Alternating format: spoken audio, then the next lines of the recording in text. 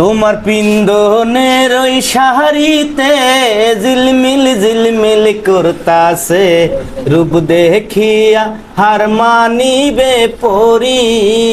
হায় গো রূপ দেখিয়া হার মানিবে পরি। হ্যালো গাইস, আসসালামু আলাইকুম। তো আমার পাশে দেখতে পাচ্ছেন আব্দুল জব্বার ভাই। তো আপনারা সবাই চেনেন, ইনি কিন্তু আমাদের যেটা বিলাসীপাড়া এবং প্লাস সারা আসাম প্লাস জনপ্রিয় আর কি। তো ভাইয়ের কিছু লাইফ স্টোরি বা ভাই যে সঙ্গীত জগতে কিভাবে আসলো এটা নিয়ে কিছু আমি তুলে ধরবো আপনাদের সামনে। তো আপনারা সম্পূর্ণ ভিডিও দেখতে থাকেন। তো ভাই আসসালামু আলাইকুম।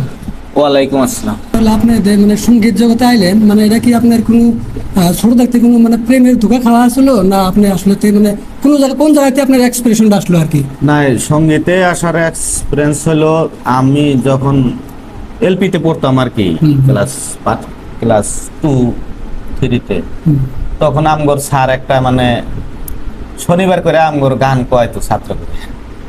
তখন ওই বলছে যে হ্যাঁ তুমি একটা গান পাও, এরকম আমরা শনিবারে গান করতাম জাস্ট এন্টারটেইনমেন্ট। হ্যাঁ এমনি, হ্যাঁ। তখন আমি গান করতাম, পরে স্যার আমার গান শুনে কয় হয়ে গেল, প্রত্যেক দিনে এখন আমারই বেশি গান গাওয়া লাগে আর কি। আপনার গান ভালো লাগছে? হ্যাঁ। তো তারপরে এইভাবে গান স্কুলে এরকম গাইছি। তারপরে হয়তো আমগর এগুলা কাহিনী তো কবার গেলে বহুত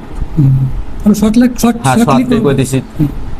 তারপরে ডিপিপি একটা সরকারি কি আসনি আছিল, গান বাজনা কইয়া মানুষের একটা নাটকের বুঝাইছে শিক্ষা বিষয়।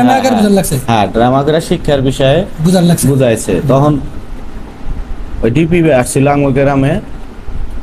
তখন ওই স্যার আমাকে জোর করে নিয়ে ওদের মিউজিশিয়ানে আমি গান গাইতে বলছি। পরে গান গাইছি, গান গাওয়ার পরে সবাই খুশি, অনেক ভালো গাইছি। হ্যাঁ, তখন থেকে স্যারটার ওরা করলো না তুমি গান গাওয়ার হওয়া। তারপরে আমগর ওখানে আমগর কাকা ছিল, কাকা করে কইতাম, দোতরা বাজাইতো মজনু কাকা, ওইটা আমার ওস্তাদের মতো।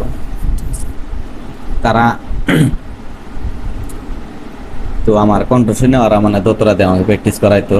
আরেকজন আছিল, কতদিন আগে এটা অনেক, তখন আমি ক্লাস 3-4 পড়ি আর কি, ছোটবেলায়। হ্যাঁ, ছোটবেলায়। তখনই আমি স্টেজে শো করতাম।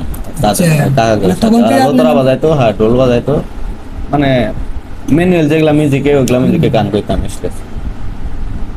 তারপরে হয়তো বিজনেস নিয়ে ব্যস্ত বড় হইলাম, এগুলা বাদ দিছি। তারপরে গান বস্তুটা জানলে কি এটা দেখলে থাকা যায় না। মানুষ যখন করে ইচ্ছা হয় যে আমিও গাই, দেখলে নেশা হয়, এটা একটা নেশার মতো। তো এইভাবে তারপরে সোশ্যাল মিডিয়া আসলাম।